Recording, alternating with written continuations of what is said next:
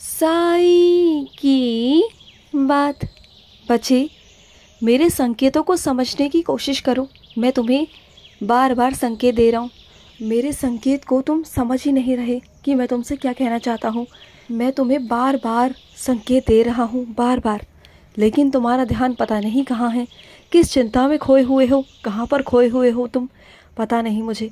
अरे मेरा संकेत दिया है मैंने तुम्हें, उस पर ध्यान दो ना मेरे बच्चे। और सुनो, ये साईं सा चरित्र है ना, ये साईं सा चरित्र नहीं, ये तुम्हारे साईं की आत्मा है। ये उदी है ना, ये तुम्हारे साईं की धड़कनें हैं मेरे बच्चे। और जो मेरा बच्चा, जो मेरा भक्त इन दोनों चीज़ों को अपने पास हमेशा संभाल कर रखता है ना, तो वो ये समझ ले, मैं उनसे आज कहता हूँ कि साक्षात मैं उनके साथ हूँ। साक्षात मैं उस रूप में उनके साथ हूँ जो उदी अपने पास रखता है, या जो साईं सा चरित्र रखता है ना। मैं हमेशा उन बच्चों के साथ होता हूँ, हमेशा। और कुछ मेरे बच्चे तो इतने प्यारे हैं कि वो कहीं भी जाते हैं ना, कहीं भी, चाहे वो अपने शहर के बाहर ही क्यों ना जाए, वो हमेशा मेरी साईं सा चरित्र को और उदी को हमेशा अपने साथ लेकर चलते हैं, कभी छोड़कर नहीं जाते। मुझे बहुत अच्छा लगता है, बहुत खुशी मिलती है ये देखकर कि तुम इतना प्यार करते हो मुझसे। तभी तो मैं तुम्हारे ओर और खींचा चला आता हूँ। मुझे और खुशी मिलती है तुमसे, बहुत खुशी। और सुनो, कभी कभी ना मेरे बच्चे, अपने मन को शांत करने के लिए ना, तुम्हारे घर पर जो पेड़ पौधे हैं ना, उसके पास जाकर बैठ जाया करो। देखो, पेड़ पौधों से बातें करो, पेड़ पौधे भी तुमसे बात करेंगे। हाँ, कहने वाले लोग कहेंगे कि ये पागल है, लेकिन कहने दो मेरे बच्चे, कहने दो। जो पेड़ पौधे हैं ना मेरे बच्चे, वो सजीव हैं, जानते हो ना इस बात को। पेड़ पौधे सजीव हैं। जाओगे ना, जब तुम उनसे बातें करोगे तो वो मुस्कुराएंगे। तुम देखना, तुम उनसे बातें करना, तुम मेरे बारे में बातें करना, देखना वो मुस्कुराएंगे और तुम्हें संकेत भी देंगे कि वो तुम्हें सुन रहे हैं। देखना मेरे बच्चे, कभी ऐसा बैठकर देखना तुम। और सुनो, जो तुम मेरा नाम जाप करते हो ना, जिस माला से करते हो, पहली बात तो उस माला को अच्छे हाथों से, साफ हाथों से हाथ लगाया करो, पवित्र हाथों से हाथ धोकर अच्छे से। और दूसरा ये कि कहाँ बैठना है ये तुम्हें तय करना है, लेकिन तुम्हें तय तो करना है, लेकिन ऐसा स्थान हो जो पवित्र हो, जो साफ़ हो मेरे बच्चे, चाहे वो तुम्हारे कमरे का एक कोना ही क्यों ना हो। और तीसरी बात मेरे बच्चे, कि तुम्हें जब भी नाम जाप करना है, उस माला को तुम्हें इधर उधर बिस्तर पर या कहीं पर कुर्सी पर नहीं रखना, तुम्हें सीधा जाकर मंदिर में रखना है।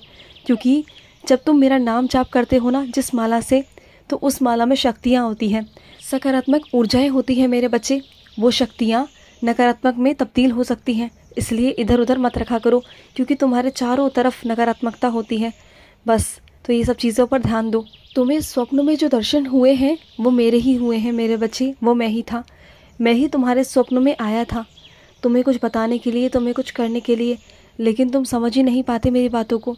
कभी कभी तुम अपना सपना ही भूल जाते हो, तुम्हें याद ही नहीं रहता। तो याद करने की कोशिश करो, तुम्हें याद आ जाएगा। और सुनो मेरे बच्चे, माता का आगमन होने वाला है तुम्हारे घर पर बहुत जल्दी मेरे बच्चे। माँ भगवती आने वाली है तुम्हारे घर पर।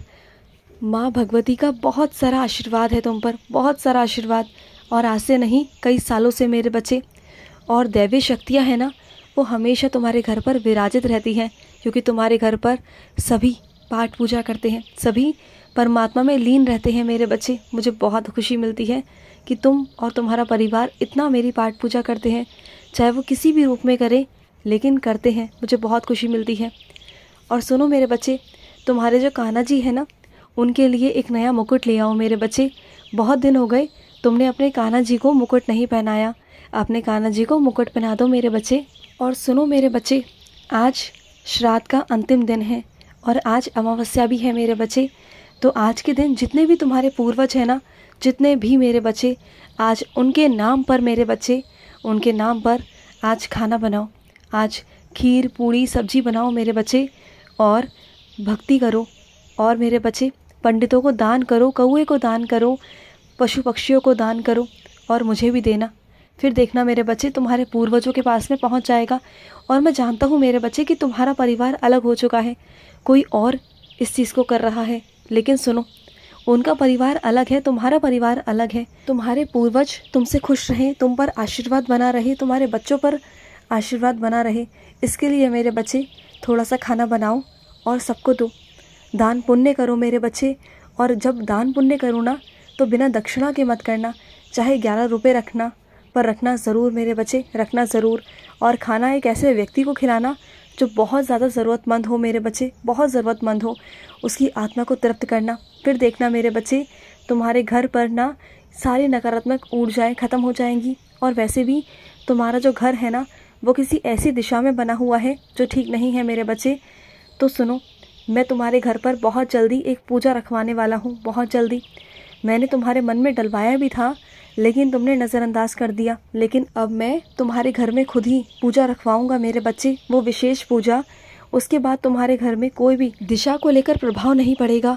जो तुम्हारे घर की दिशा है ना वो चाहे कैसे भी हो, लेकिन उसका उद्धार मैं कर दूंगा, उसका समाधान मैं कर दूंगा मेरे बच्चे। तुम बिल्कुल चिंता मत करो। और सुनो, जो लोग कान भरने वाले होते हैं ना, जो एक दूसरे के कान भरते हैं, तो ऐसे लोगों से इतना सावधान रहा करो, क्योंकि ऐसे लोग ना बहुत ख़तरनाक होते हैं मेरे बच्चे। वो जब तुम्हारे पास आकर बैठेंगे ना तो तुम्हारी बुद्धि को ख़त्म कर देंगे, बुद्धि हिला कर रख देंगे। ऐसा दिमाग में भरते हैं ना कि तुम्हारा दिमाग सकारात्मक होते होते शैतान बन जाता है मेरे बच्चे। और जिस दिमाग में शैतान वास कर जाए ना, राक्षसों का वास हो जाए, असुरों का वास हो जाए ना, तो फिर उस घर का सर्वनाश तो निश्चित होता है मेरे बच्चे। तो ऐसे कान भरने वाले लोगों से तो दूर ही रहो तो अच्छा है, क्योंकि अगर ऐसे लोगों के साथ रहोगे ना तो तुम्हारी बुद्धि भी खराब हो जाएगी।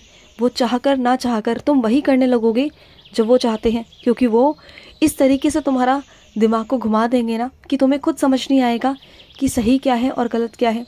समझ रहे हो ना इस बात को?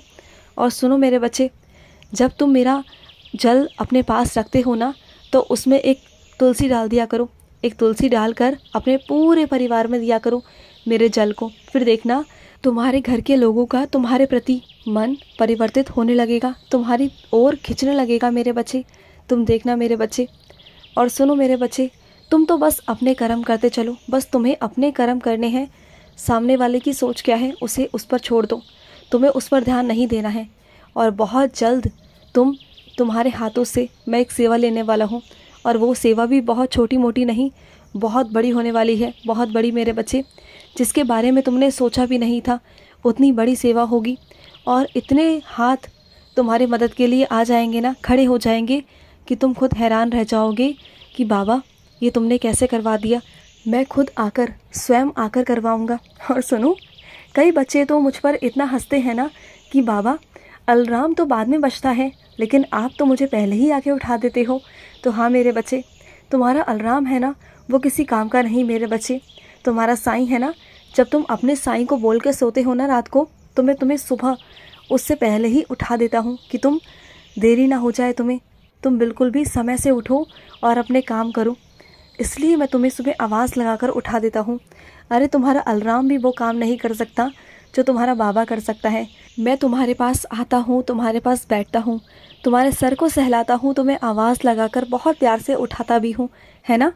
मैं इसलिए उठाता हूँ मेरे बच्चे।